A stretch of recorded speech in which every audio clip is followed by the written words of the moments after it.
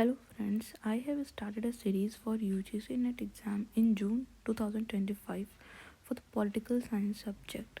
This series is very beneficial for those students who can't afford paid courses because in this I will complete whole syllabus of political science unit by unit wise and topic by topic wise.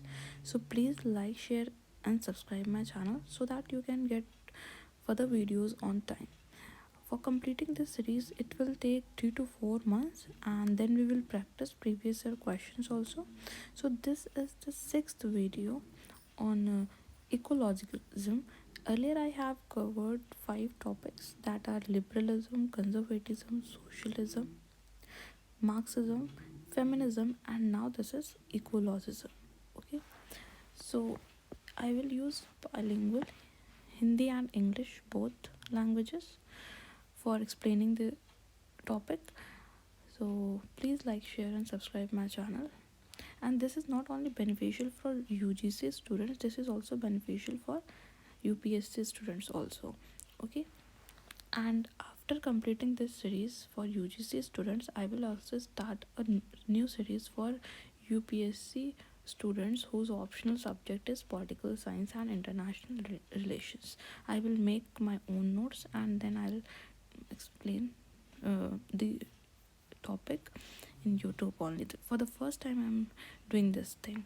Okay, so इकोलॉजिज्म ये क्या है? ये एक ऐसी political ideology है जो कि क्या कंसिडर करती है कि नेचर जो है उसको मॉरली वैल्यू भी देनी चाहिए और उसको social, economic and political system में भी कंसिडर करना चाहिए.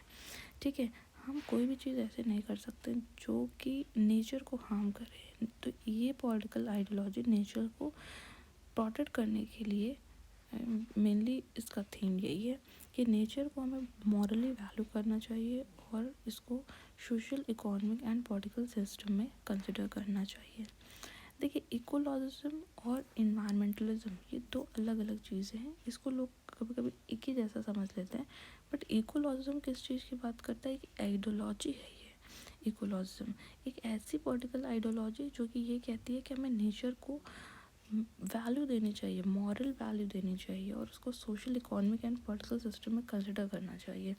और इन्वायरमेंटलिज्म क्या कहता है कि मतलब क्या पढ़ता है ये इन्वायरमेंटलिज्म? एक्चुअली इन्वायरमेंट का जो डिग्रेडेशन हो रहा है उसका क्या कॉन्सिक्वेंस है, उसका क्या इम्पैक्ट है ह्यूमन लाइफ में, उस चीज़ को पढ़ता है. ठीक है, सो इन्वायरमेंटलिज्म वो अलग ब्रांच है and ecologism is different branch. Okay, now ecologism, या इसको हम लोग और क्या कहते हैं, ग्रीन पॉलिटिकल थ्योरी भी कहते हैं, क्योंकि ये कैसी पॉलिटिकल थ्योरी है जो कि नेचर से रिलेटेड है, इसीलिए इसको हम लोग ग्रीन पॉलिटिकल थ्योरी भी कहते हैं. ठीक है, और ये डिस्टिंक्टिव आइडियोलॉजिकल ट्रेडिशन है. ये ओरिजिनेट कब हुआ था? सिंस 1970s से. ठीक है, इसमें इकोलॉजिकलिज्म को हम एक आइडियोलॉजी की तरह व्यू करते हैं क्योंकि इसमें थ्री मेन थ्योरेटिकल डेवलपमेंट्स की वजह से हम इसको कंसिडर करते हैं. सबसे पहले हम लोग वर्ल्ड व्यू कैसा है, इकोसेंट्रिक वर्ल्ड व्यू है. सेकेंड, एंथ्रोपोसेंट्रिज्म या human centred biasness. Third, emergence of deep ecology. ये जो तीन हमने पॉइंट लिखे हैं, इन तीन पॉइंट की वजह से इकोलॉजिज्म जो ब्रांच है या पॉलिटिकल आइडियोलॉजी है, ये हम इसको इस वे में देखते हैं. ठीक है, सो अब ये इकोसेंट्रिक वर्ल्ड व्यू क्या है, फिर उसके बाद एंथ्रोपो, ये जो हम कुछ ऐसे हैवी वर्ड्स हैं इनको भी मैं एक्सप्लेन करूँगी. अभी बस आपको ये देखना है कि ये जो तीन पॉइंट्स हैं, इन तीन पॉइंट्स की वजह से इकोलॉजिज्म पॉलिटिकल आइडियोलॉजी कंसिडर की जाती है. इकोसेंट्रिक वर्ल्ड व्यू, हम वर्ल्ड व्यू को कैसे रखते हैं, इकोसेंट्रिक. एंथ्रोपोसेंट्रिज्म या ह्यूमन सेंटर्ड बायसनेस है, और emergence of deep ecology. Okay, फिर ये जो टर्म है इकोलॉजिज्म, इकोलॉजी जो टर्म है, इसको फर्स्ट टाइम एक जर्मन जियोलॉजिस्ट ने सबसे पहले जो है यूज़ किया था. इकोलॉजी टर्म को, उनका नाम है अर्नेस्ट हैकल, 1866 में इन्होंने यूज़ किया था सबसे पहले। सो इकोलॉजिकल टर्म जो है यूज़ हुआ था 1960s में भी, उसके बाद ग्रीन मूवमेंट्स में। ठीक है, तो सबसे पहले किसने इस टर्म को यूज़ किया था, इकोलॉजी टर्म को? अर्नेस्ट हैकल ने इकोलॉजी टर्म को यूज़ किया था। और इकोलॉजिज्म कब यूज़ हुआ? 1960s में, ग्रीन मूवमेंट के टाइम पे। फिर उसके बाद जो है ये कुछ ऑथर्स हैं और उनकी बुक्स हैं जो बहुत इंपॉर्टेंट है। यहाँ से क्वेश्चन पूछता है, इस जगह से ये पॉइंट जो है यहाँ से क्वेश्चन यूजीसी मोस्टली पूछता है, क्योंकि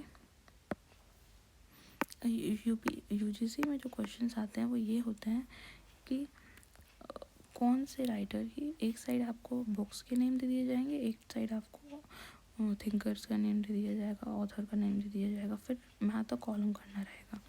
ठीक है, तो इसलिए ये वाली चीज़ आपको लर्न करनी है। राइकल कार्सर, इनकी बुक थी साइलेंट स्प्रिंग, ये इम्पॉर्टेंट है। ठीक है, राइकल कार्सर की साइलेंट स्प्रिंग।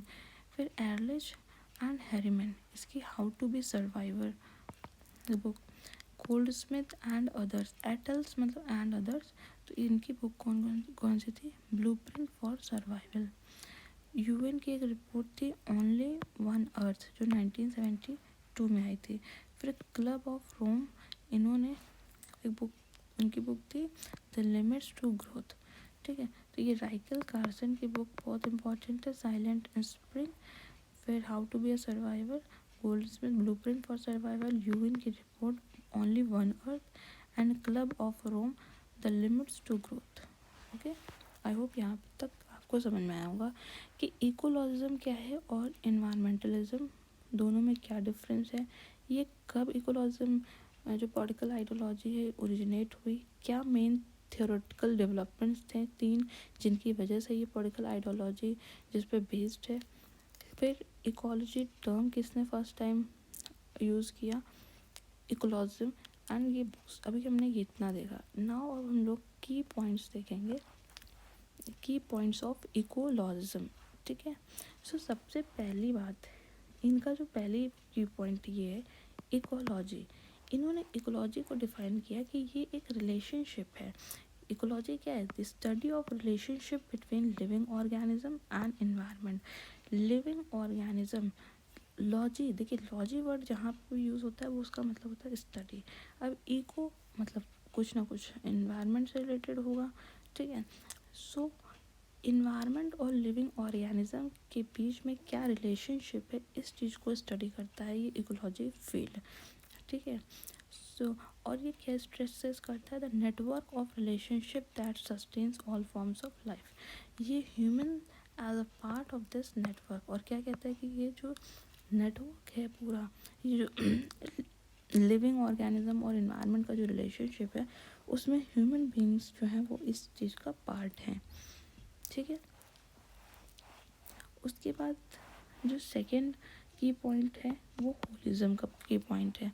पहला हमने देखा कि इकोलॉजी क्या है, इसको डिफाइन किया। होलिज्म इन्होंने क्या बताया? होलिज्म जो कॉन्सेप्ट है इसको किसने सबसे पहले कॉइन किया? जॉन स्मट्स ने 1926 में। तो इसको किसने किया? जॉन स्मट्स 1926 में। It is a belief system that whole is more important than its part. Holism, जैसे कि नाम से लग रहा है कि होलिज्म ये चीज़ क्या है, इसका मतलब क्या है? होलिज्म मतलब इनके अकॉर्डिंग ये है कि होल ज़्यादा इम्पॉर्टेंट है एज़ कम्पेयर टू पार्ट्स। मतलब जैसे मान लीजिए कोई चीज़ है,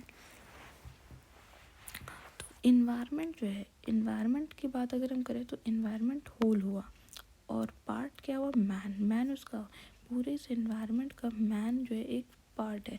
क्योंकि एनवायरनमेंट में जो है लैंड्स की चीज़ें आ जाती हैं, सी की चीज़ें आ जाती हैं, एयर की चीज़ें आ जाती हैं, ओशन की चीज़ें आ जाती हैं। इन्वायरमेंट सब कुछ इंक्लूड है। तो इन्वायरमेंट एक पूरी होल सिस्टम है, और मैन जो है, ये ह्यूमन बीइंग जो है वो इसका पार्ट है। तो ये होलिज्म जो है कॉन्सेप्ट, इसके अकॉर्डिंग होल ज़्यादा इम्पॉर्टेंट होता है एज़ कम्पेयर टू पार्ट। तो environment is more important environment is prior to man. I hope ये कॉन्सेप्ट समझ में आया होगा। फिर उसके बाद सस्टेनेबिलिटी, देखिए क्या है सस्टेनेबिलिटी। क्या है ये? Capacity of a system to maintain capacity of a system to maintain its health and continue its existence over a period। ठीक, सस्टेनेबिलिटी मतलब कोई चीज़ सस्टेन कर रही है कि नहीं। इसका मतलब ये है कि क्या किसी सिस्टम के पास इतनी कैपेसिटी है कि वो अपनी हेल्थ को मेंटेन करे और उसको अपने एग्जिस्टेंस को कंटिन्यू रख सके लंबे समय तक। उसको हम लोग क्या कहते हैं? इसको हम लोग सस्टेनेबिलिटी कहते हैं। आई होप सस्टेनेबिलिटी का मतलब समझ में आया होगा। कोई चीज़ सस्टेनेबल है कि नहीं है, दैट मीन्स उसकी हेल्थ वो मेंटेन वो सिस्टम कर रहा है कि नहीं कर रहा है, और वो कितने लंबे से पीरियड तक के लिए एग्जिस्ट कर रहा है। ठीक है। हरमन डेली ने, ये इम्पॉर्टेंट है कि हरमन डेली एक इकोलॉजिस्ट थे, इन्होंने ग्रोथ मैनिया ये टर्म को कॉइन किया। ग्रोथ मैनिया मतलब क्या हुआ? ग्रोथ मैनिया मतलब the promise of unlimited prosperity and material affluence. मतलब एक तरह से ग्रोथ मेनिया हो गया, मतलब कि आपको बिल्कुल अनलिमिटेड किसी को प्रॉस्पेरिटी चाहिए और मटेरियल एफ्लुएंस चाहिए। तो इसकी वजह से ये जो ग्रोथ मेनिया है कि भैया मुझे ग्रो करते जाना है, ग्रो करते जाना है, बहुत ज़्यादा प्रॉस्परस होना है और बहुत ज़्यादा मटेरियल वेल्थ को एकोमुलेट करना है, इसकी वजह से इन्वायरमेंट में बहुत ज़्यादा डिज़ास्टर्स क्रिएट हो रहे हैं। इन्वायरमेंट बहुत ज़्यादा इम्पैक्ट हो रहा है नेगेटिवली इस ग्रोथ मैनिया की वजह से। ये हरमन डेली ने ये बात बोली थी। ठीक है। उसके बाद एक बुक, एक और थिंक करते हैं, E.F. शूमेकर। ठीक है, E.F. शूमेकर, इनकी एक बुक थी स्मॉल इज़ ब्यूटीफुल। ये बहुत इंपॉर्टेंट है। E.F. शूमेकर की बुक स्मॉल इज़ ब्यूटीफुल। इन्होंने उसमें क्या बोला था कि human beings have made the mistake of regarding energy as an income. उन्होंने क्या कहा कि ह्यूमन बीइंग्स ने बहुत बड़ी गलती की है कि एनर्जी को एज अ इनकम मान लिया, और उसी की वजह से उसको एक्यूमुलेट करने की वजह से वो कहीं ना कहीं एकदम ग्रेड उनके अंदर आ गया है कि हाँ बहुत ज़्यादा इनकम हो रही है, बहुत ज़्यादा हम वेल्थ क्रिएट कर लेंगे, जिसकी वजह से वो इन्वायरमेंट में इम्पैक्ट को नहीं समझ पा रहे हैं और इन्वायरमेंट पे इम्पैक्ट करते ही जा रहे हैं। Okay, so he advocated Buddhist economics और economics as if people matter based on the principle of, किस प्रिंसिपल पे बेस है? Right livelihood. मतलब हमें सही तरीके से लाइवलीहुड रखना चाहिए। ये नहीं है कि ग्रोथ मेनिया होना। इसीलिए इनकी बुक में स्मॉल इज़ ब्यूटीफुल, इसका इन्होंने ये चीज़ लिखी कि ऐसा नहीं है कि आपको बिल्कुल ज़्यादा कोई चीज़ क्वांटिटी में आप एक्युमुलेट कर ले तो वही चीज़ अच्छी है। Small is beautiful. Okay, now फिर उसके बाद इनका है एक की कॉम्पोनेंट। तो हमने अभी तक कौन कौन से की कॉम्पोनेंट देखे? इकोलॉजी को देखा, होलिज्म को देखा, सस्टेनेबिलिटी को देखा। अब इन्वायरमेंटल एथिक्स, तो ये तो बहुत ईजी है। The current trend of human development is unethical.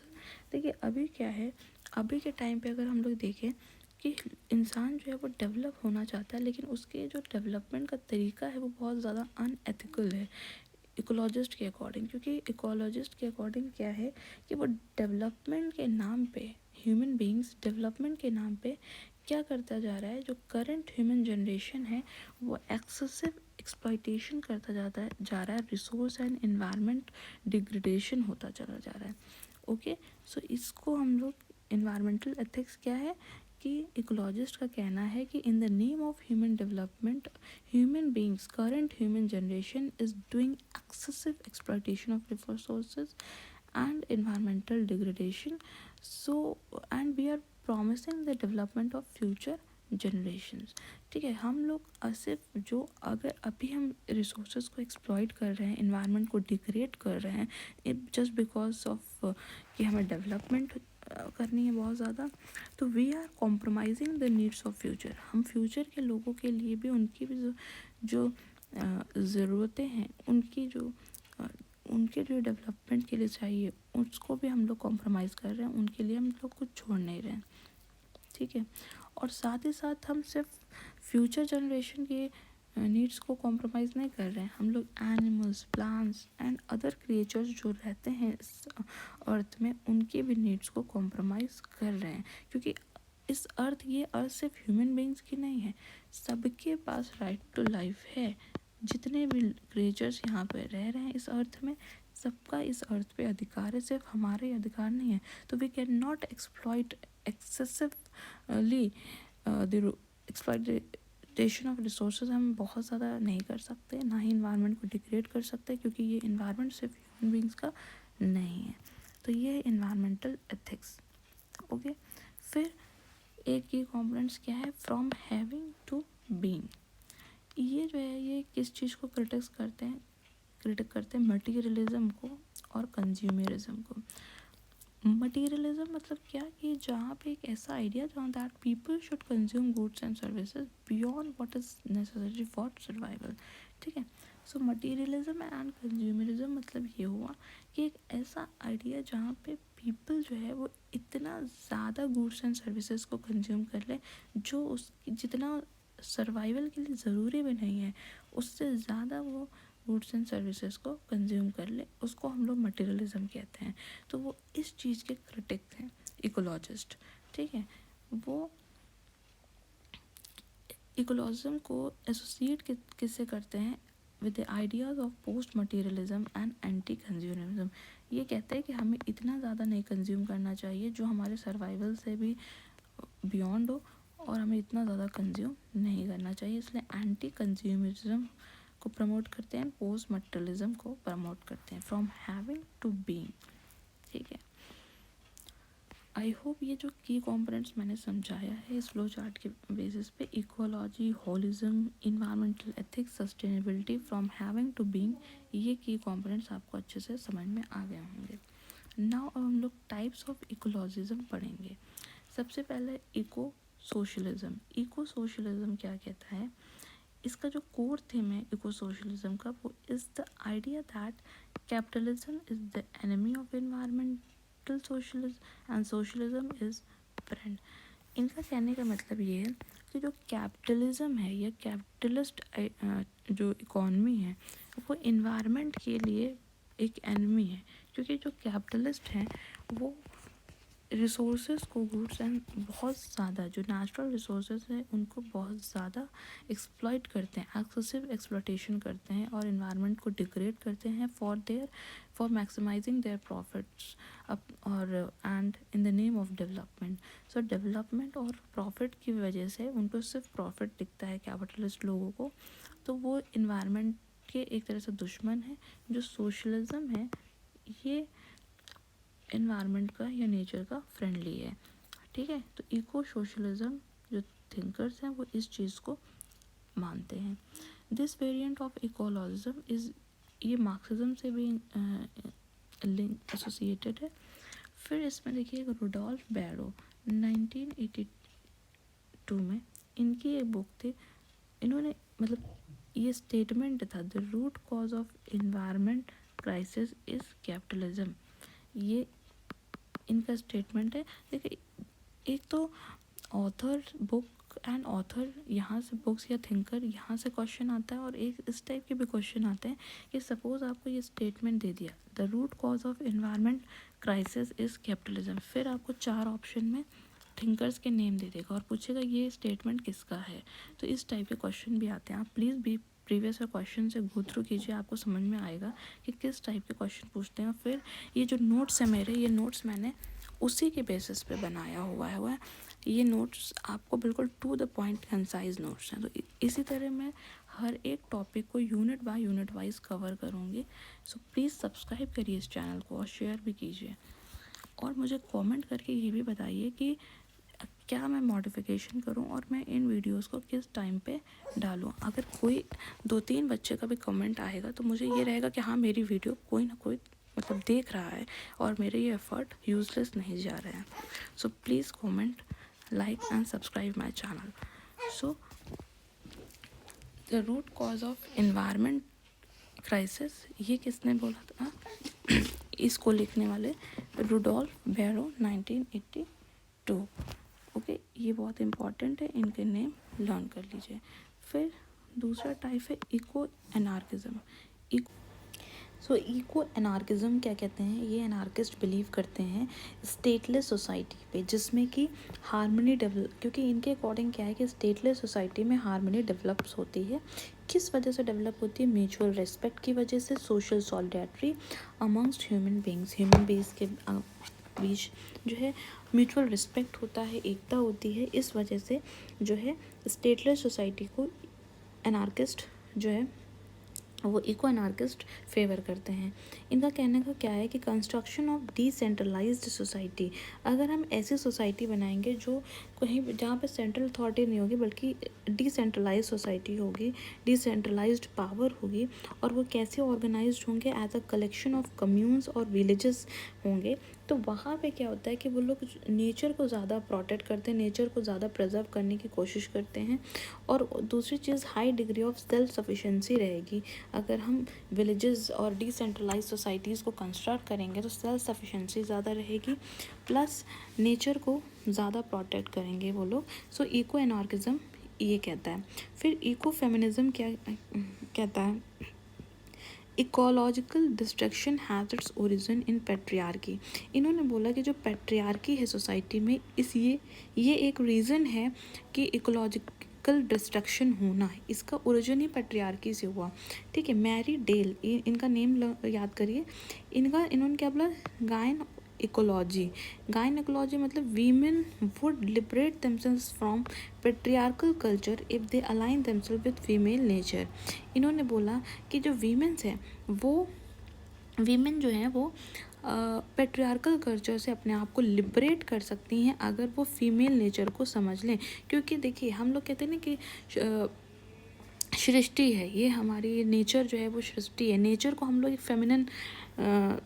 Feminine denote करते हैं। ठीक है, तो इसीलिए मैरी डेली ने क्या बोला कि अगर फीमेल्स जो हैं वो अपने फीमेल नेचर को समझें, अपने आप को अलाइन करें उससे, तो वो पेट्रियार्कल जो कल्चर है उससे लिबरेट हो सकती हैं। वीमेन जो है वो किसका क्रिएचर है? वो नेचर ने वीमेंस को बनाया है, और मेन जो है वो कल्चर का क्रिएचर है।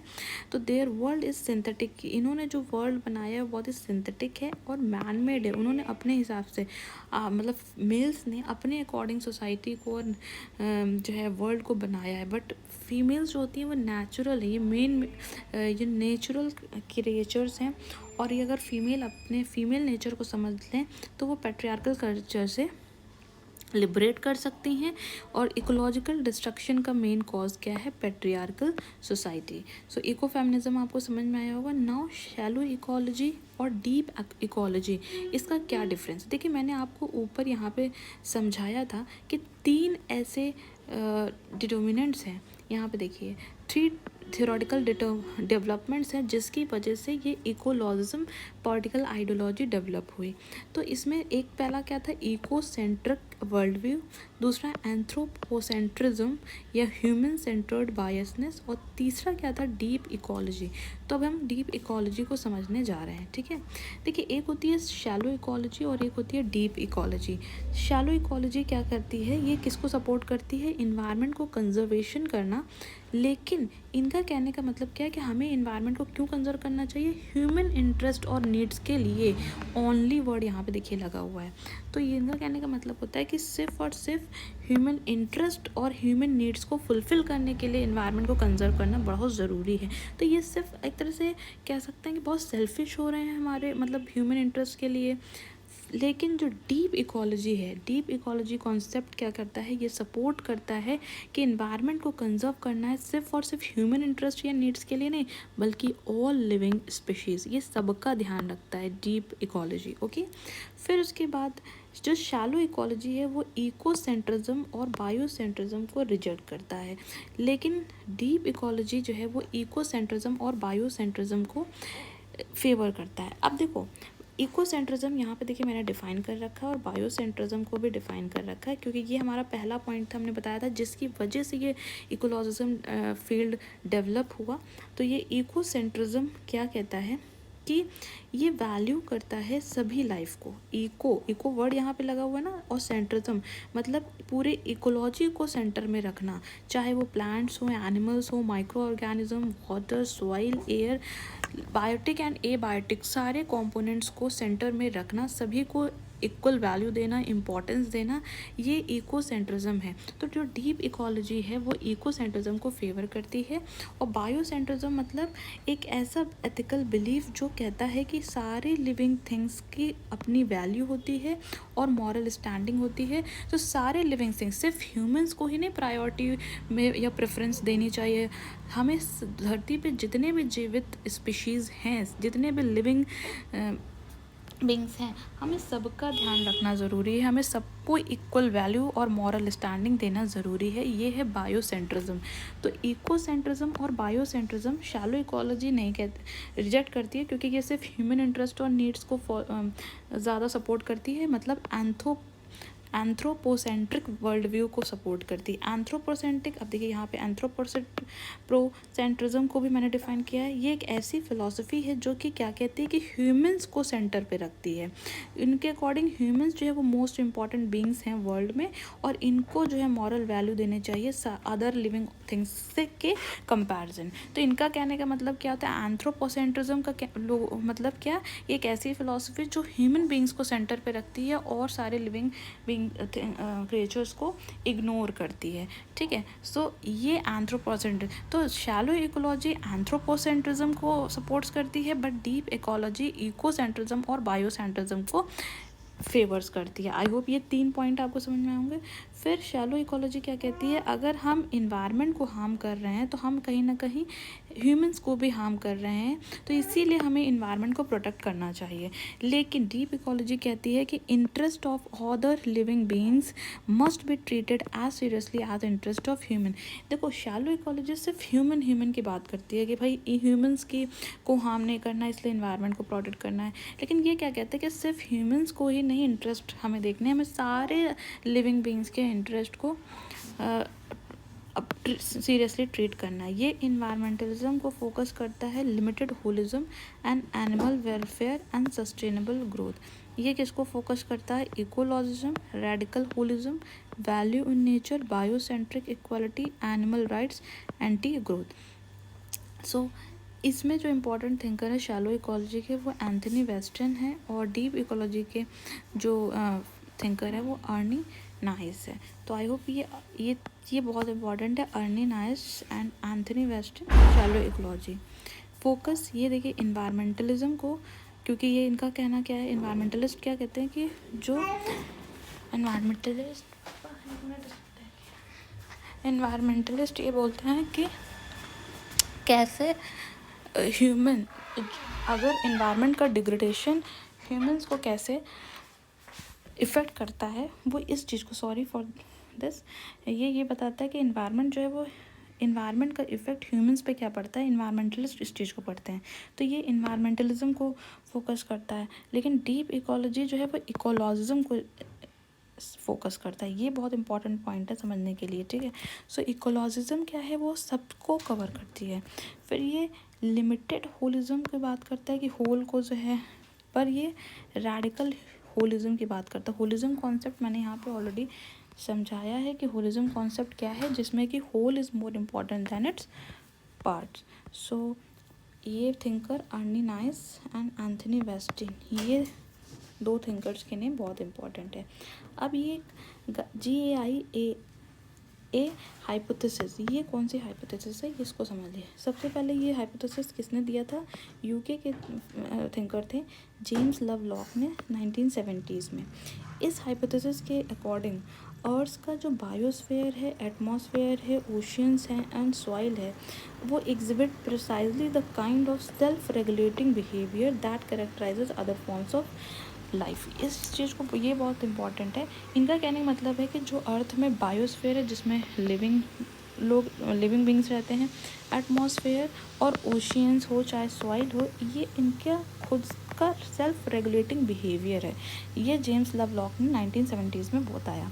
इन्होंने क्या बोला कि जैसे प्लैनेट है, स्टोन्स है, रिवर्स है, माउंटेन्स है, इनको किससे कंपेयर किया, इसको बोला ये मदर अर्थ, इसको नाम दिया, और इसका नेम क्या दिया, गाया। ठीक है, सो प्लैनेट, स्टोन्स, रिवर्स, इसको कंपेयर किया मदर अर्थ को, और इसको नेम क्या दिया, गाया। और ये गाया क्या है, ये ग्रीक गॉडेस हैं अर्थ की।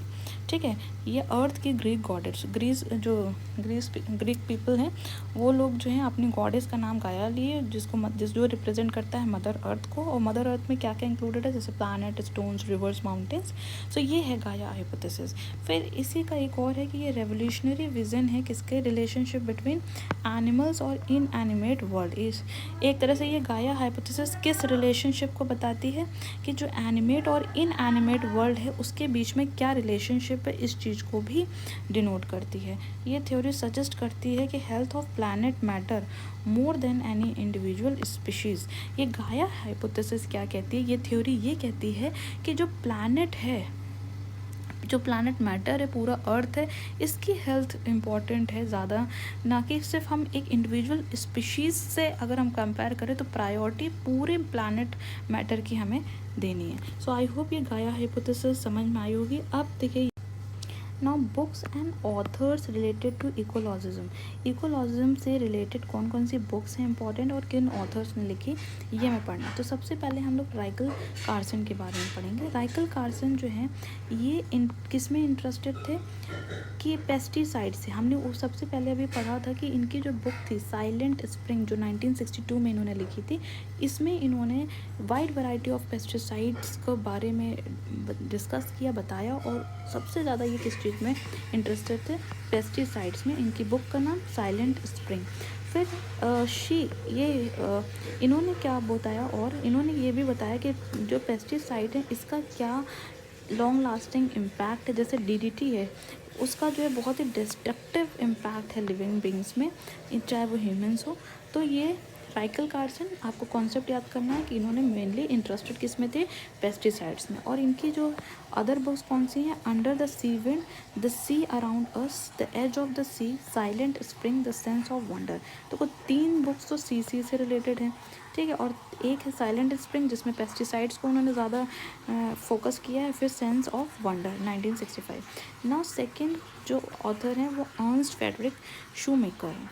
ठीक, इन्होंने कौन सा कॉन्सेप्ट दिया था, सस्टेनेबिलिटी का कॉन्सेप्ट दिया था। ठीक है, सो इन्होंने कौन सा कॉन्सेप्ट दिया था, सस्टेनेबिलिटी।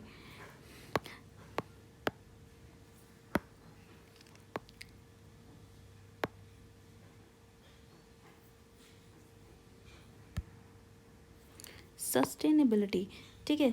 चैम्पियन, इनकी जो बुक थी बुद्धिस्ट इकोनॉमिक्स, उसमें एक वर्ड था उनका स्मॉल इज़ ब्यूटीफुल, जिसमें इन्होंने सस्टेनेबिलिटी का कॉन्सेप्ट दिया था। ये बुक का नाम याद रखना है।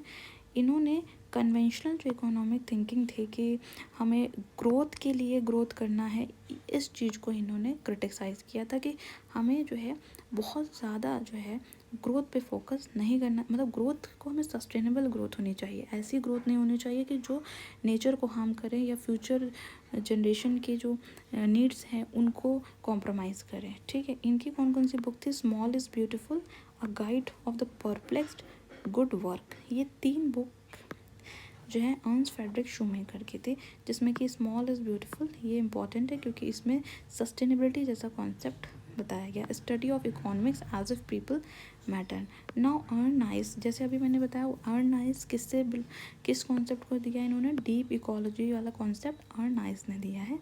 तो known for his philosophy ecosophy T, मतलब फिलोसफी ऑफ इकोलॉजिकल हार्मनी और इक्विलिब्रियम, इकोलॉजिकल कैसे इक्विलिब्रियम मेंटेन करें, ये अर्नेस्ट नाइस ने इस फिलॉसफी के लिए वो सबसे ज़्यादा जाने जाते हैं। ये किससे इन्फ्लुएंस थे, स्पॉन्जिया, एम के गांधी की जो एथिकल वैल्यूज़ थी of non violence and tyres tier, इससे। इनका जो स्टेटमेंट है इसको तो याद रखिए क्योंकि स्टेटमेंट बेस्ड क्वेश्चन भी पूछता है। The earth does not belong to human beings, ये स्टेटमेंट अर्न नाइस करता है। इनकी बुक्स कौन कौन सी इंपॉर्टेंट है, ecology, community and lifestyle, thinking like a mountain, towards a council of all and ecology of wisdom, ये important है, ठीक। तो Arne Naess ecology of wisdom. Now अब हम फोर्थ थिंकर देखेंगे, मुर्रा बुकचेन। ये इको अनार्किज्म थे, मतलब ये स्टेटलेस सोसाइटी को ज़्यादा सपोर्ट करते थे। सोशल इकोलॉजी के आइडिया को इन्होंने सबसे ज़्यादा प्रमोट किया था। इन्होंने कहा, बोला था कि जो इन्वायरमेंटल क्राइसिस है वो किससे लिंक है, breaking down of the organic fabric of both society and nature. So environmental crisis जो सोसाइटी और नेचर दोनों को क्राइसिस में लाता है, ठीक है, इन्वायरमेंटल। अब इनकी कौन कौन सी बुक हैं, द इकोलॉजी ऑफ फ्रीडम, जैसे यहाँ पे इकोलॉजी ऑफ विजडम था जो कि अर्नेस्ट नायस लिखा था, और फ्रीडम वाली चीज़ मुर्रा बुकचेन ने लिखा था। री इंचैंटिंग ह्यूमैनिटी और सिंथेटिक एनवायरनमेंट, ये इंपॉर्टेंट है। फिर post scarcity anarchism, the politics of social ecology, ठीक है। आई होप ये आपको बिल्कुल लर्न करना है बाय हार्ट, कौन से ऑथर की कौन सी बुक है, कौन से ऑथर की कौन सी बुक है, क्योंकि क्वेश्चन यहाँ से ज़्यादा पूछता है। फिर फिफ्थ जो है वो कैरोलिन मर्चेंट, ये इको फेमिनिस्ट थी। इन्होंने क्या बताया कि जेंडर जो ऑपरेशन है और नेचर का डेथ, इन दो चीज़ों को लिंक किया। इन्होंने कहा कि जो जेंडर ऑपरेशन होता है और जो नेचर का डेथ होता जा रहा है, ये दोनों एक दूसरे से लिंक हैं। ये साइंटिफिक रेवोल्यूशन जो हो रहा है इसके क्रिटिक्स हैं, इसको क्रिटिसाइज़ करती हैं, और इनके अकॉर्डिंग क्या है कि जो साइंटिफिक रेवोल्यूशन हो रहा है ये पैट्रियार्की की वजह से हो रहा है, ये मेल डोमिनेशन की वजह से हो रहा है। तो environmental degradation ultimately in terms of the application by main of a mechanistic view of nature, क्योंकि मेन जो है वो नेचर को एक प्रॉफिट के टर्म्स में देखते हैं, वो ग्रोथ और डेवलपमेंट के टर्म्स में ज़्यादा चीज़ों को देखते हैं, इसलिए men are responsible for the ecological degradation, ये कैरोलिन मर्चेंट ने बताया था। तो इनका जो है एक बुक थी the death of nature and radical ecology, ये death of nature is important. Now sixth, Rudolf Bahro ये इको सोशलिज्म थे, तो ये ऑब्वियस सी बात है, ये सोशलिज्म थे, तो ये सोशलिज्म को इकोलॉजी से लिंक करेंगे। इनकी जो बुक थी सोशलिज्म एंड सर्वाइवल, ये इंपॉर्टेंट बुक है, जिसमें कि इन्होंने क्या बताया कि जो कैपिटलिज्म है ये रूट कॉज है इन्वायरमेंटल क्राइसिस का, और सोशलिज्म इसका सोल्यूशन है। इनकी एक book from red to green, इसमें इन्होंने बताया कि ecological crisis had become so pressing that it must take precedence over the class struggle. इन्होंने बोला जो क्लास स्ट्रगल है सोसाइटी में, इससे भी इम्पॉर्टेंट जो मुद्दा है वो इकोलॉजिकल क्राइसिस है। रेड टू ग्रीन इस बुक में इन्होंने इस चीज़ को बोली, और इन्होंने बोला कि कैपिटलिज्म जो है वो is responsible for ecological crisis and the solution is socialism, Rudolf Bahro. So I hope ये आपको बुक्स एंड ऑथर्स और उन्होंने क्या कॉन्सेप्ट दिया ये समझ में आया होगा। So thank you so much for watching this video. Like, subscribe and share this channel so that you can get further videos on time. Thank you so much, guys.